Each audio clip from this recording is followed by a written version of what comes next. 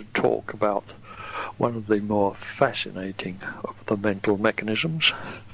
This is the subject of the game strategy. The game strategy. We usually use the abbreviations for a game strategy and call it a GS. GS. The GS is a fundamental mental mechanism. It's a fundamental mental mechanism. So therefore is one that you will come across as you work through the practical exercises. You'll come across it piecemeal, and if you hear this tape, it will put the whole picture together for you. You'll understand what you're dealing with. Eventually, of course, you'd put the whole thing together for yourself. You'd understand the mechanism. But anyone who's worked solo for a while, or even with other people, will recognise this mechanism. Again, they may have come across it in therapy, piecemeal, bits here, bits there. And but I think they'll find that when they hear this talk on the subject, it will put all the ends together for them, and they'll understand the mechanism in total, the mechanism of the game strategy, the GS. There are in life and living there are in fact two ways to win a game. There's two ways to win a game. The first method is the direct power of postulate method, the use of the direct postulate. One simply goes out, meets the opponent head on, and crashes through his postulate with yours and drives him into overwhelm. And that is the direct postulate method of winning games. That's the direct postulate method. That's method number one. That has got nothing to do with game strategies. That is not a strategy. That is simply going out and winning games by direct power postulate. So that's got nothing to do with game strategies. But the second method is the method of winning games by the use of a game strategy. So we define a game strategy as a method of winning games below the use of a direct postulate. I'll give it to you again. A game strategy is a method of winning a game below the level of a direct postulate. Now, very clearly, this is a vast field. So what we need to do is to define our game strategy. Is to put the limits to the field, to the field that we're looking at. Until we've defined it, we'll be at sea. It's not a particularly easy one to define, a game strategy, because it's because of its broad application. But when you examine this, examine the following, I think you'll find that it does cover the subject of the game strategy. I've found no exception to this definition. It's as far as I'm concerned, it's a complete definition of a game strategy. Right, here we go. A game strategy. In order to be a game strategy, a thing must, one, it must be a fixed solution to a problem. Two, it must generate game sensation. Three, it must be kept secret from the opponent, or he or she will counter it with ease. 4. It must be known to work by having been successfully used by self on others and by others on self. That is the end of the definition. If a thing possesses all of those four qualities, it's definitely a game strategy. If it only possesses one or two or less than four of those things, it may or may not be a game strategy. It may be one and you simply haven't found all of it. But certainly if you find something in your mind that possesses all of those four qualities, it is a game strategy. And all game strategies possess all four of those qualities. So it is a definition. It is a definition. Now there's two more, number 5, number 6. These aren't a part of the definition, but they're part of the qualities of a GS. And if you know them, that they'll help you in your understanding. The GS is an overt act, and is therefore culpable. That's number 5. Number 6, the exposure of a GS always produces shame. I think when you examine the foregoing, that you'll find that they are that they are necessary and sufficient conditions for the understanding of this mental mechanism called the game strategy, the GS. And now we better go ahead and start expanding this material to get an understanding of it. The easiest way to get the understanding is to go through the definition bit by bit. So we'll start off with number 1. It must be a fixed solution to a problem. Well, yes, the GS must be a fixed solution to the problem. Well, what is the problem? Well, the problem is how to win the game below the level of the direct postulate. Well, there may be a number of reasons why a person can't use a direct postulate. But they may have insufficient power of postulate to win the game, or they may have sufficient power of postulate, but maybe winning that game is against the law, so they can't win it by power of postulate. You see that? But nevertheless, they may have a desire to win that game, but they can't use direct power of postulate because the society in which they live inhibits the use of that power of postulate, so they mustn't use it. But nevertheless, they can. So then they have to go into the game strategy. So it's always a fixed solution to a problem. It's a solution to a problem, and it's a fixed solution to the problem. Note that word, fixed solution. In the earlier part of the supplementary lectures, I talked very, very lengthily about the subject of the fixed solution, and I'm not going to talk about it on this tape. I'm not going to cover that material again. The subject of the fixed solution is very germane to the subject of the game strategy, but it is a separate piece of technology, and I refer you to the earlier tape. So the game strategy is a fixed solution to a problem. It's always a fixed solution. Like all fixed solutions, it may eventually become a problem in its own right, but that comes later in the cycle. It's always a fixed solution. Even when it's a problem, it's still a fixed solution. So it's always a fixed solution to a problem. So much for number 1. It must generate game sensation. That is absolutely fundamental again. It's got to generate game sensation. If the application of the game strategy has got to win the game, you see, or at least it's got to produce some game sensation, show a semblance of winning the game. Otherwise, the thing is useless. So it becomes a part of the game strategy. It must generate game sensation. If this behaviour pattern, this activity you have in mind, doesn't generate game sensation, then I can assure you that it's not a game strategy. It's not a game strategy. It must generate game sensation. There must be some sensation generated by this activity, this behaviour pattern. Right, so much for that. Now number 3, it must be kept secret from the opponent, or he or she will counter it with ease. That's number 3. It must be kept secret from the opponent. Well, this is obvious on first principles. If the person could win the game by direct power of postulate, they wouldn't need the game strategy. And the game strategy will only work when it's kept secret from the opponent. So bear that in mind. It must be kept secret from the opponent, or he or she will counter it with ease. Now, this poses an interesting thing. This air of secrecy about the game strategy infects the whole subject of the game strategy. The game strategy starts off by being a secret, and it's always a secret. It can be so secret, the game strategy, that it becomes even a secret from the person who's using it. He forgets why he's using it after a while. It's so secret.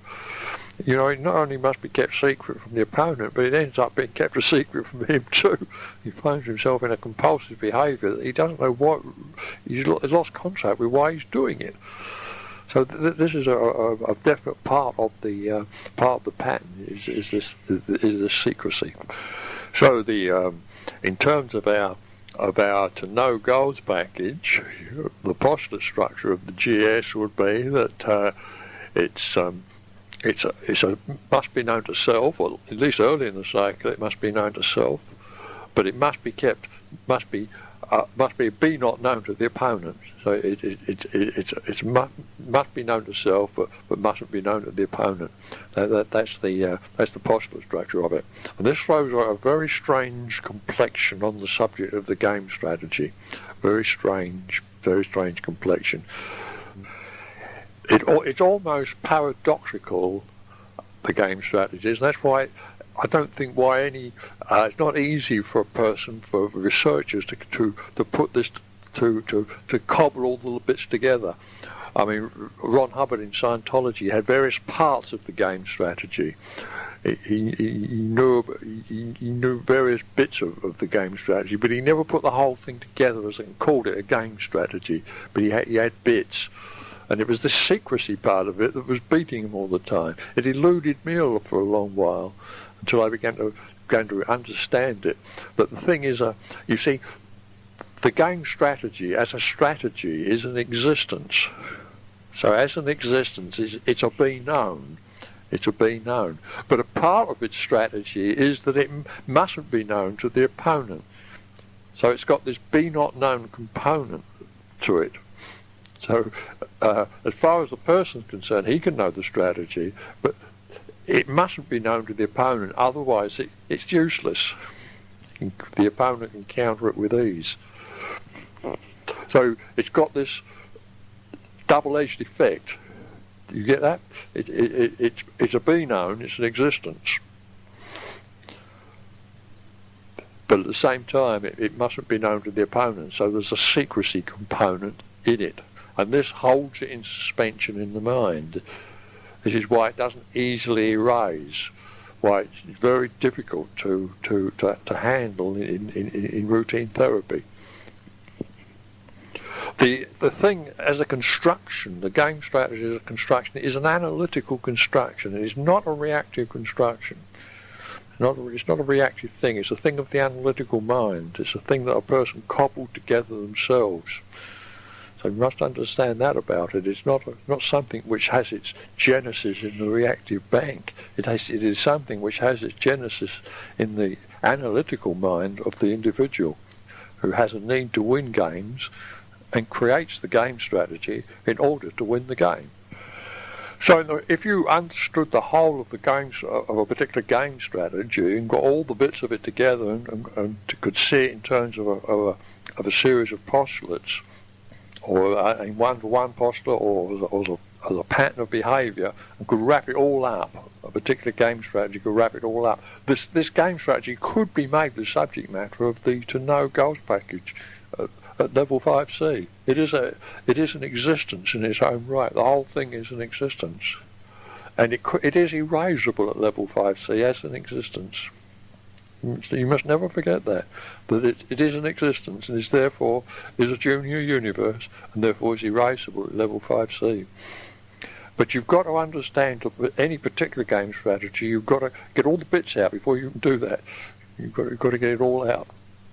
That's why I'm giving you this data, to help you get it all out. So it must be kept secret from the opponent, or he or she will oppose it with ease. That's number 3. Now number 4, it must be known to work by having been successfully used by self on others and by others on self. Now this number 4 gives us the genesis of the game strategy. This tells us where the person got the game strategy from. They got the game strategy. 99.9% of game strategies you will come across in the psyche, their origins are in childhood. Their origins are in childhood. The game strategy might not be fully fledged and fully developed in childhood. It might not have been until adolescence or later life, that the thing became a fully fledged game strategy in the person's psyche.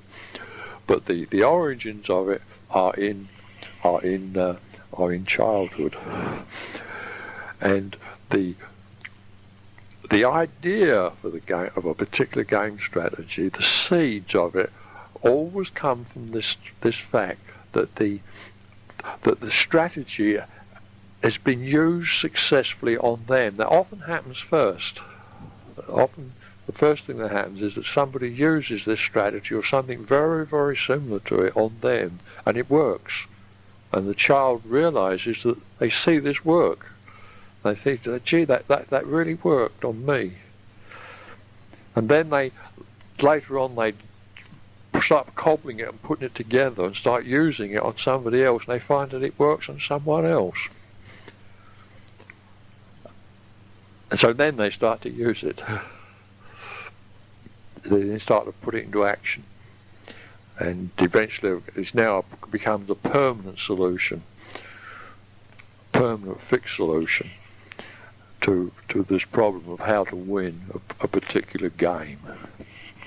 But its genesis, what the idea always comes about by, it's always present, by the way, there's no exception to this rule. The person didn't create the idea.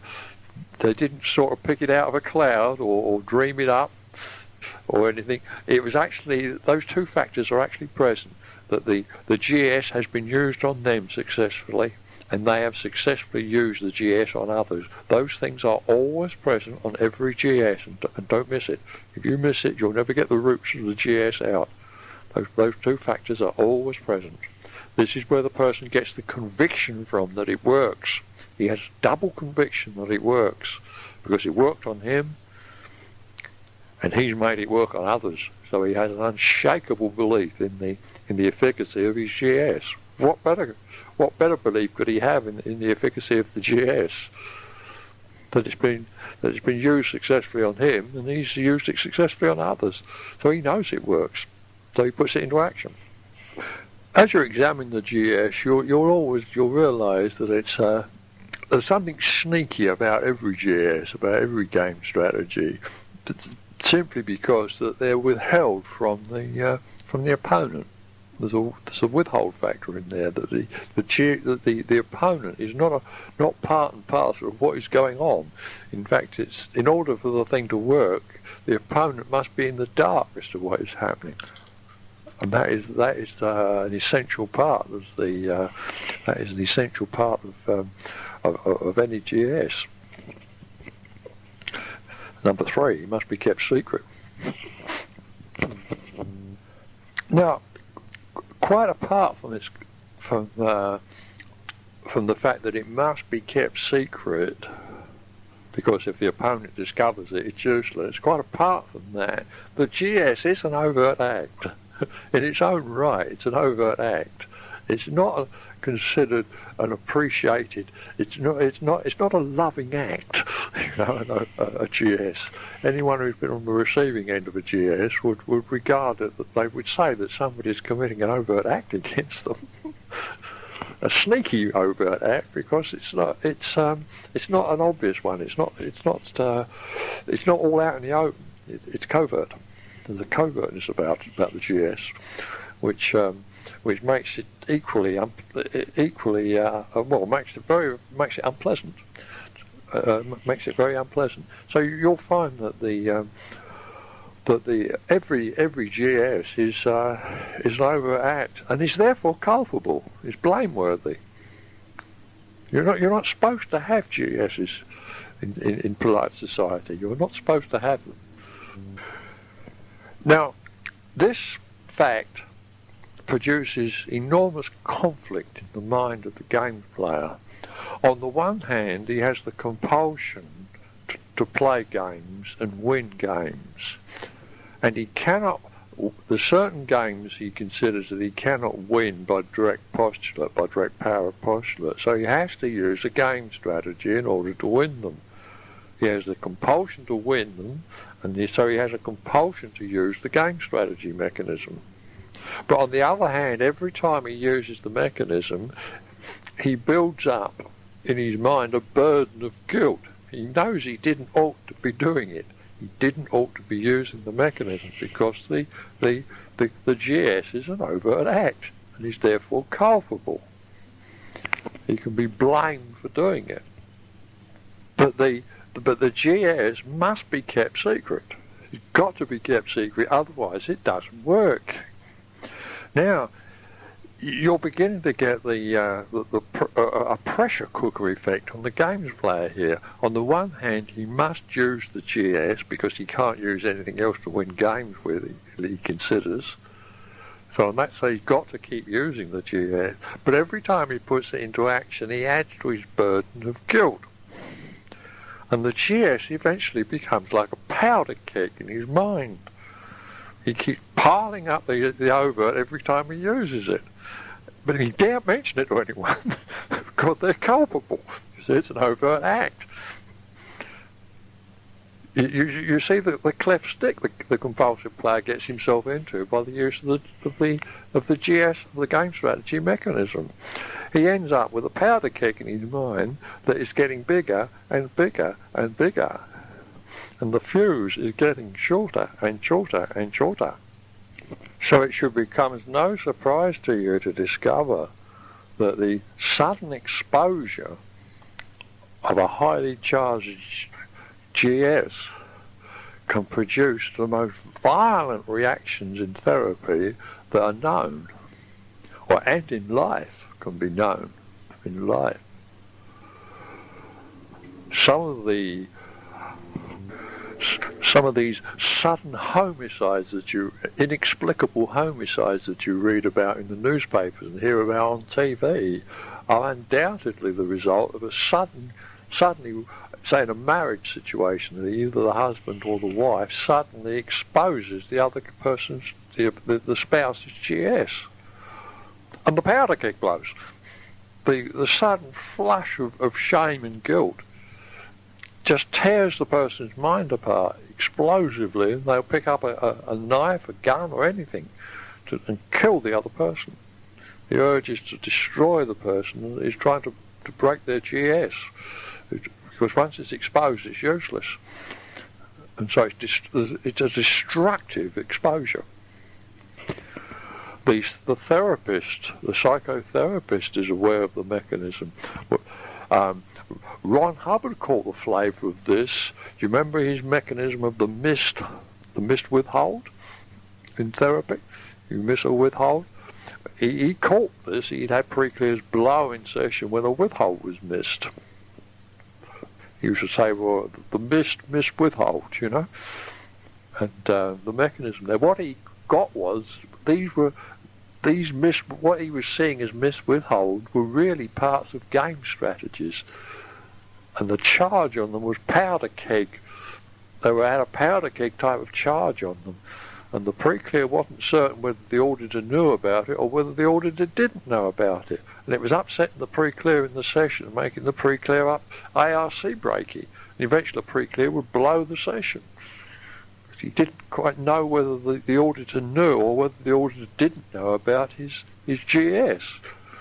But Ron didn't know all the factors of the GS, but he knew there was the explosive withhold there, and he introduced the mechanism of the mist withhold and the ARC break. He knew of the mechanism, even though he didn't quite understand how the powder keg produced that much charge. Well, we know why the powder keg comes about. We know the anatomy of the GS. We've got the numbers 1, 2, 3, and 4. We know how it comes about, and how this powder keg, the conflict between the need to use the GS and the need to keep it secret, and the fact that an auditor, a separate therapist, can quite inadvertently blow the powder keg into view at any moment in therapy. And the pre-clear will either blow therapy, kill the therapist, or take off for China, or do anything. In that instant of the exposure of the GS, the highly charged GS, you don't know what the person's going to do. They're an irrational being in that instant of when the powder keg blows. You don't know what's going to happen. So the explosive GS exposed. Never miss it. The explosive GS exposed. Every separate therapist should should thoroughly understand this mechanism. Anyone who wants to spend their life professionally as a psychotherapist should understand this mechanism and should understand the anatomy of what a game strategy is, and understand its complete anatomy, so they know what happens when the pre-clear blows in the session. They've hit a GS. It never happens for any other reason.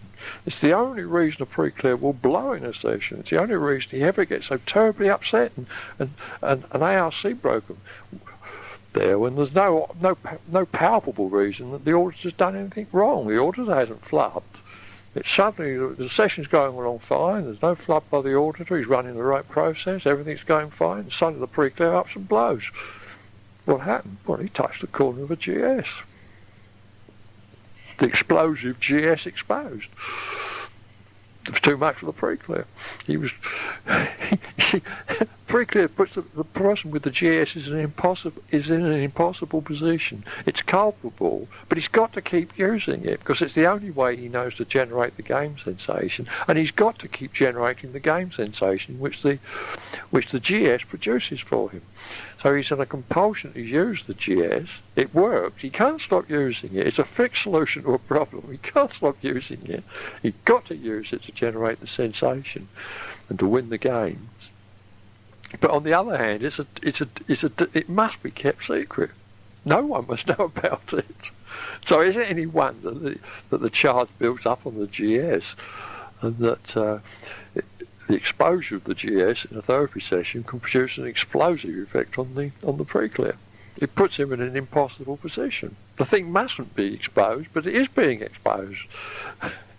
It can be shattering on the individual, the sudden exposure of a game strategy. So bear that in mind, the power of the mechanism. I'm not talking about a patty cakes here. I'm talking about sheer mental charge here, man. The charge on the charge, the real charge on the mind is in the field of GSs. You'll find more charge on the subject of game strategies than you'll find on any other aspect of the human psyche. The sheer charge, the powder keg there, man, it's quite incredible. Quite incredible. Of course, when a person's running solo, they don't have any trouble, do they? There they are. They're both the therapist and the patient. They're both. They're the auditor and the pre-clear. So there's no charge. So they can examine their GSs in peace and quiet without any charge at all. Without any explosive charge. That they'll feel the emotion of the shame. If there's any times when their GS was partially or they thought they might be exposed, they'll feel the shame, and they'll feel the guilt, the pile of guilt on their GS. They'll feel all that. They'll be aware of the powder keg. They can take the thing apart, but it will not blow when they're running solo. It can't blow because there's no exposure. The person who's erasing the GS is the owner of the GS. You can take your own GSs apart in absolute safety. Nobody's going to there's going to be no homicides. You're not going to end up shooting yourself, I can assure you. There's no homicides. The powder keg never explodes. It just dissolves. And then finally it vanishes. Now, the subject of GSs is very broad. I'm not even going to attempt to give you an example of a GS. I'm not going to even attempt it because the subject is just too broad. But I've given you the definitions, and there's numbers 1, 2, 3, and 4. If it fits 1, 2, 3, and 4, then it's a GS. And there's the two subsidiaries, number 5 and number 6. If you know that about it, it's a GS. And if you know all this, you know what a GS is. But I will tell you how you handle them in therapy. You can commonly what happens with the GS is that you become more and more aware of it as therapy progresses. That you become aware of this bit here and there's a bit there, and you start to put the behaviour. You might have the person maybe do it quite unconsciously, like all fixed solutions. Eventually they become below the awareness, the conscious awareness of the person. But as the therapy proceeds, the person will become more and more aware of this behaviour. And then they start to think, well, there's a GS. And then they start to put the bits together. They get 1, 2, and it fits 1, it fits 2, and it fits 3. My God, it fits 4. God, it's a GS. You see, now they can start looking at it and say, well, now this is interesting. I've got a GS. Didn't know I had one. Got a GS. What can he do about it? Well, he should proceed on with the ordinary therapy. Right until the point where he gets to level 5C. That is the place where you would address a GS. If you wanted to address it particularly, as a particular thing, you could address it at level 5C. They're not amenable to address as a specific entity prior to level 5C. And that is the place where you would address them if you wanted to address them. And the GS is addressed just like you would address any other junior universe at level 5C. There's no differences. And they come apart like a lamb at level 5C, they do. There's no trouble at all. What you would do at level 5C, you get to a point eventually where you know all about the GS. You know all the level. You know about 1, 2, 3, 4, 5, 6. You've got the lot. You know everything there is to know about this GS in your psyche. You've got the lot. Then what you do is then you classify it as a universe. You classify it as a universe, as an entity. You just classify it as a person, an identity that has this that has these characteristics, desires to put this GS into action. There. Get the idea? You're simply classifying the thing as an entity. You're imagining an entity in your mind that is putting this GS into action. Now, I realise that this is a bit of compartmentalisation there, but it's quite safe to do it this late in therapy. There's no harm will come of you. There's no danger of compartmentalising your mind this late in therapy when you time you got to level 5C. You're not going to go schizophrenic, I can assure you. There's no danger to it. I wouldn't recommend you play around with this at level 2 or level 3. But at level 5C, there's such a little charge left on the bank that on the mind that it's quite safe to do it. So you sort of get this. You imagine an entity who has a fixed urge to put this GS into action, and you specify each part of the GS in the entity in words. To give you an example, it might be, it's a ridiculous example, a catfish trapper might be the sort of thing you'd end up with. This would be the identity that you're dealing with. A catfish trapper. It's someone who's got a GS which compulsively traps catfish, you see. Well, then you simply take the catfish trapper and make that identity the subject matter of the to know goals package at level 5C. And proceed to erase. Now, if the identity doesn't erase, we know why it doesn't erase. There's only one reason why it won't erase this late in therapy, and that is that there's purposes associated with the identity which are to do with junior goals packages at level 5B. So you'd have to look at this. Maybe the word trap, you'd have to say, all right, well, a catfish trapper traps, for the goal to trap, or the goal to trap's unerasable, so you'd have to find an erasable goal wherein the goal to trap is located. Well, the goal to free contains the goal to trap in its negative legs, so you'd have to then sit down and erase the goal to free. see that. And then you, having erased that, you then go back and check the general to no goals package.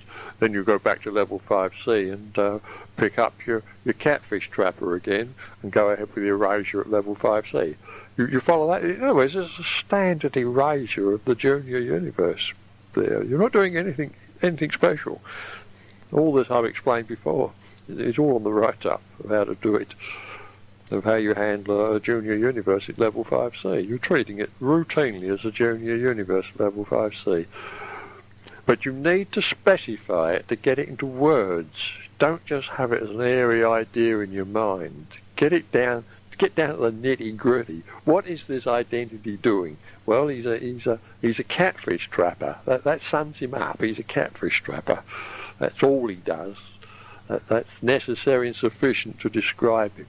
Then you can use him. Then you can use it in therapy. Until you've got him specified, got him nailed down in words, you won't get any success at level 5C. While it's just an airy, fairy thing in your mind, you'll just flounder.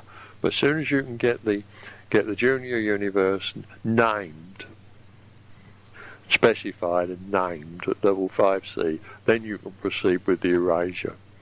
Now, so help me, there's no more to the erasure of the GS at level 5C than that. The vast majority of the charge on the GS comes off before you get to level 5C. You're only dealing with the last 2 or 3% of charge at this late in therapy. All the rest of the charges come off in the preceding therapy steps. So don't expect any fireworks at level 5C. The thing will erase like a lamb. Come across quite easily. But I'll tell you something interesting. The to no goals package will not erase, the general to no goals package will not erase in therapy while you have some outstanding GSs still running in your life. You've got to get rid of these GSs before the general to no goals package will erase. So that is the general rule there. You remember the general rule when you get to level 5, top of level 5B, if that to no goals package won't erase, and then the only thing that can be preventing the erasure is a junior universe, which caused us to invent level 5C in the first place. So it's quite consistent with our rules there that it will prevent an ongoing GS in the psyche unerased, can and will prevent the erasure of the general to no goals package at level 5A and prevent the completion of level 5. So there are a particular type of junior universe, a particular nasty and insidious type of junior universe, but that is all the GS is in the final instance. It's a junior universe. It's a junior universe. But it has those particular qualities. And I can assure you, you'll have a lot of fun with the GSs until you try and detain them, and get to come to grips with them and to understand them. They're more common than you think. You've got more than one. Everyone has more than one. But your first one will be the toughest. When you've got that one erased, the second one's easier because you know what you know what to look for. You know the breed of cat. And after you've done 2 or 3 of them, the rest will go by inspection. You won't have to do anything. You just have to think about them and they'll blow. They'll fall apart. So that's the subject of the GS. It's a fascinating subject, absolutely fascinating. It's one that Ron Hubbard never got all of it. He got nearly every part of the GS except the whole mechanism. He never put it all together and understood the mechanism exactly as we've got it here in TROM. But that's the mechanism. I wish you good luck with this resolution.